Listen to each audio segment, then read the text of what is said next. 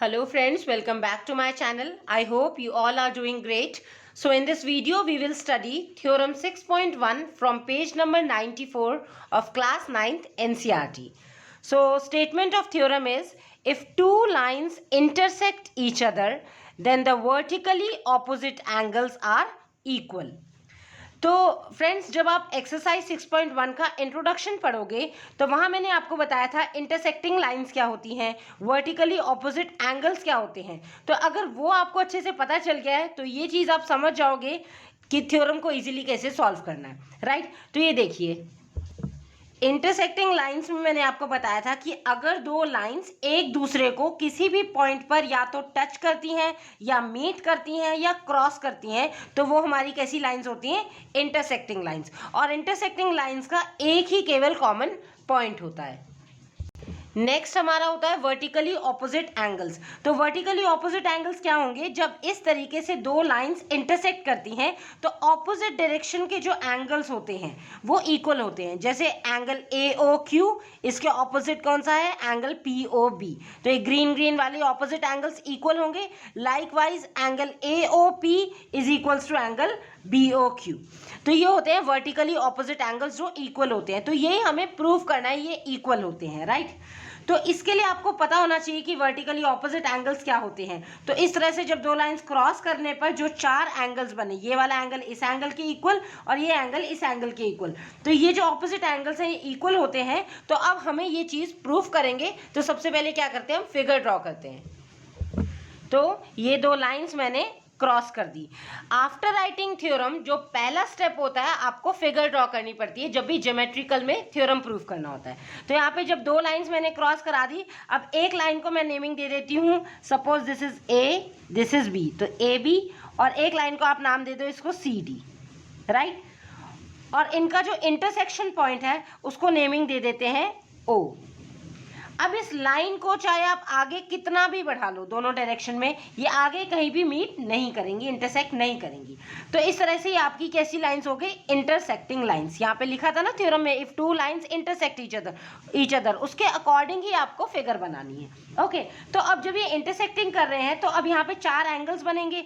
ये एंगल इस एंगल के इक्वल, ये एंगल आपका इस एंगल के इक्वल, ठीक है। तो ये कैसे हो गए, वर्टिकली ऑपोजिट एंगल्स हो गए, ठीक है। अब हमें ये प्रूफ करके बताना है कि ये एंगल इस एंगल के इक्वल है और ये वाला एंगल इस एंगल के इक्वल है। तो फ्रेंड्स, जब भी आपको थ्योरम गिवन होगी और उसको प्रूव करना होता है तो उसका एक सेट पैटर्न होता है।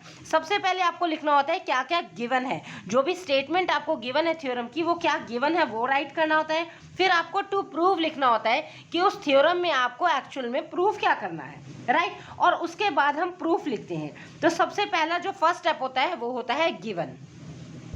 तो देखिए गिवन क्या क्या है। तो जो स्टेटमेंट है आपके पास उसमें कहीं भी आपको नेमिंग गिवन नहीं है, बट हमने ये जो दो लाइंस ड्रॉ करी है उसको हमने नेमिंग दे दिया है AB and CD।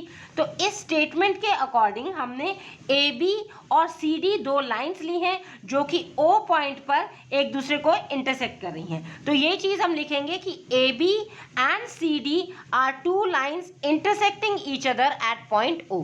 Because statement में ओनली लाइंस इंटरसेक्ट करा रहे थे, बट हमें प्रूफ करने के लिए उनको नेमिंग देना पड़ेगा। तो जो भी फिगर में आपने नेमिंग दी है या जो बनाया है वो आपको गिवन में लिखना पड़ेगा। सो गिवन में ये सेंटेंस लिख दिया, AB and CD are two lines intersecting each other at O। अब हमें लिखना है, हमें प्रूफ क्या करना है, दैट इज टू प्रूव। तो टू प्रूफ क्या करना है, आप स्टेटमेंट को अगेन पढ़ें। अगर दो लाइंस इंटरसेक्ट करती हैं, दिस इज गिवन, तो क्या होना चाहिए, वर्टिकली ऑपोजिट एंगल्स इक्वल है। मतलब ये वाला एंगल इस एंगल के इक्वल है और ये एंगल इस एंगल के इक्वल है। तो ऐसा करते हैं, इसको कलर कर देते हैं। जैसे ये रेड वाला इस रेड के इक्वल है एंड ये जो आपका ब्लैक है ये इस वाले एंगल के इक्वल है। तो ये आपको प्रूफ करके दिखाना है। दैट मीन्स इनका नेमिंग क्या हो जाएगी, अगर हम एंगल की बात करें, एंगल AOC किसके इक्वल हो गया, एंगल BOD के। तो यही आपको क्या करना है, प्रूफ करना है। तो यहाँ पे लिख देंगे टू प्रूव में फर्स्ट पार्ट है angle AOC is equals to angle BOD। आप BOD कह लें या DOB कह लें, एक ही बात है, ठीक है। ये रीड करने का मेथड होता है। और सेकंड आपको क्या प्रूफ करना है, अनदर पेयर ऑफ एंगल, ये वाला AOD, angle AOD is equals to, इसका वर्टिकली ऑपोजिट ये वाला है एंगल BOC। तो ये आपको प्रूव करना है।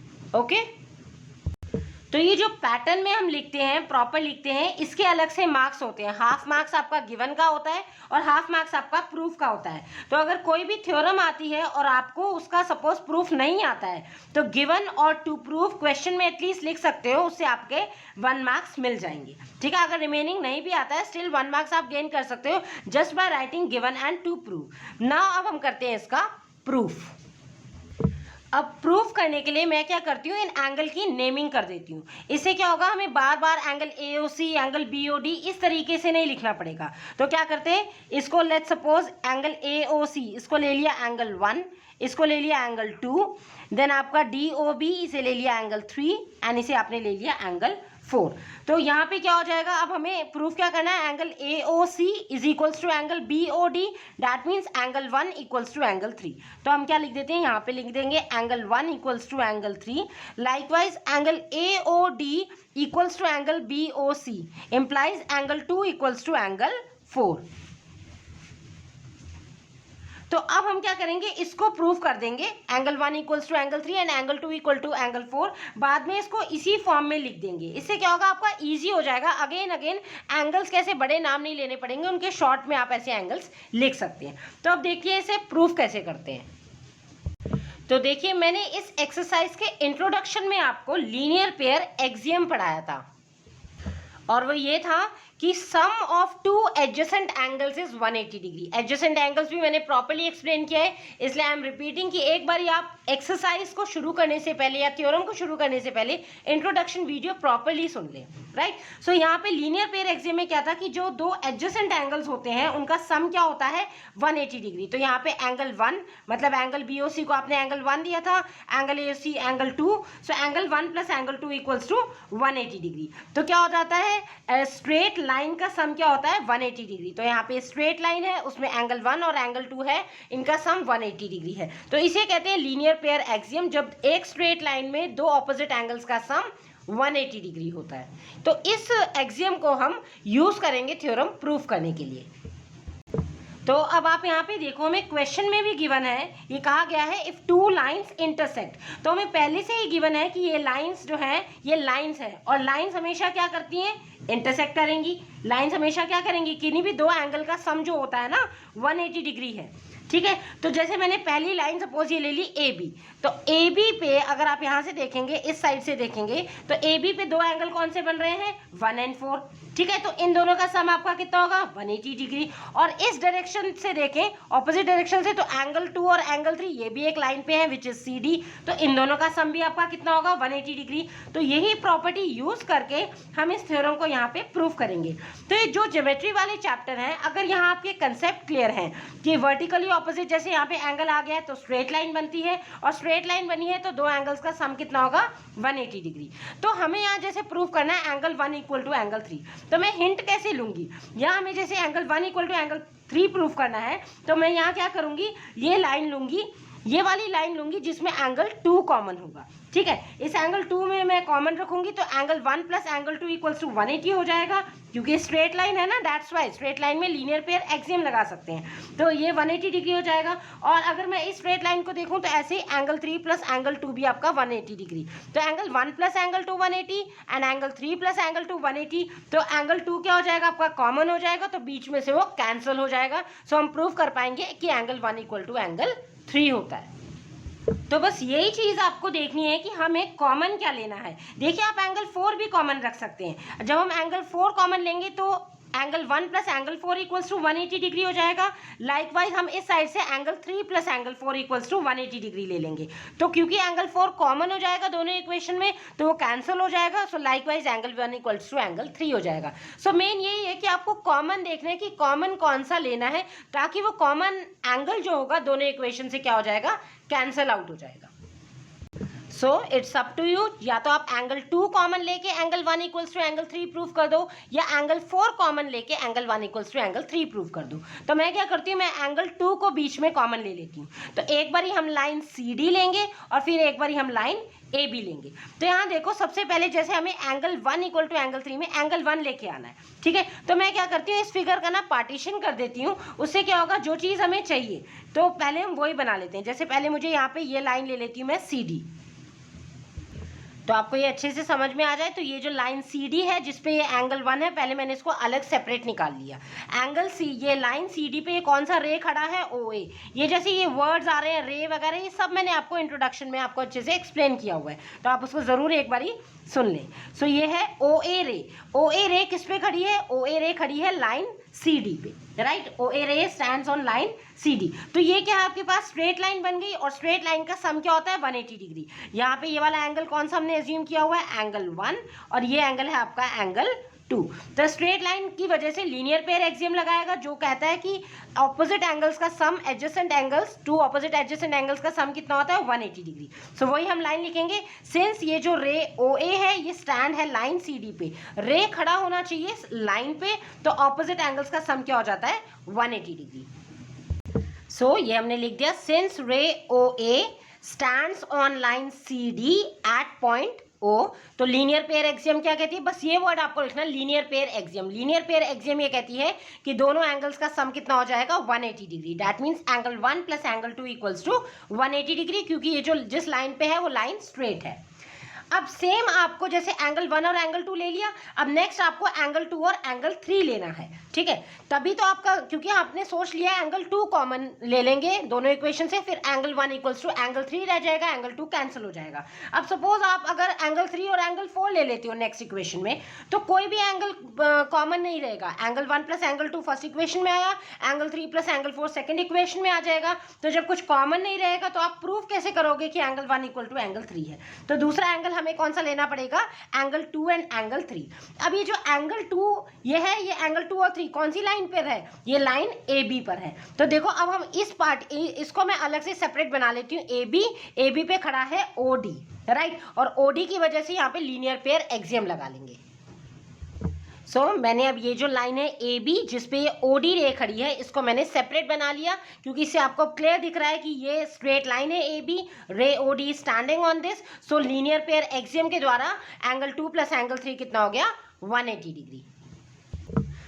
हमने ये सेंटेंस लिख दिया, और इस सेंटेंस लीनियर पेयर एक्सियम के अकॉर्डिंग 2 प्लस 3 हो गया 180 डिग्री। इसको हम इक्वेशन नंबर 1 एज्यूम कर लेते हैं, और इक्वेशन नंबर इसको 2।